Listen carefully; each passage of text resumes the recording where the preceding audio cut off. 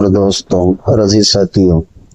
اللہ رب العزت نے ہم تمام کے اوپر زکوٰۃ کو فرض کیا ہے، اور ایک مرتبہ حضور اکرم صلی اللہ علیہ وسلم نے زکوٰۃ کے بیان کے اندر ارشاد فرمایا کہ کوئی شخص جو سونے چاندی کا مالک ہو یا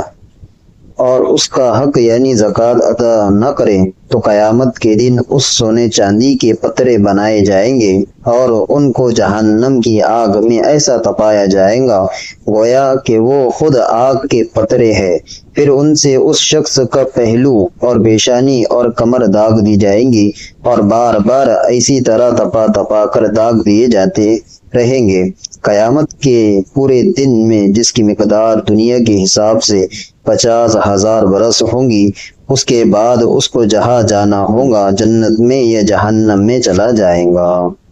اور ایک جگہ اللہ کے نبی صلی اللہ علیہ وسلم نے ارشاد فرمایا ہے کہ جس شخص کو اللہ جل شانہ نے مال دیا ہو اور وہ اس کی زکوٰۃ ادا نہ کرتا ہو تو وہ مال قیامت کے دن ایسا سانپ بنا دیا جائے گا جو گنجا ہو اور اس کی آنکھوں پر 2 سیاہ پٹے ہو۔ پھر وہ سانپ اس کی گردن میں توق کی طرح ڈال دیا جائے گا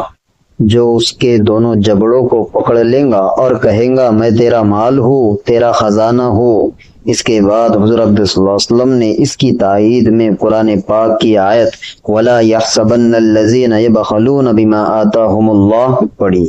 اللہ رب العزت تمام کو کئی سنی باتوں پر عمل کرنے کی توفیق عطا فرمائے۔ وآخر دعوانا الحمدللہ رب العالمین۔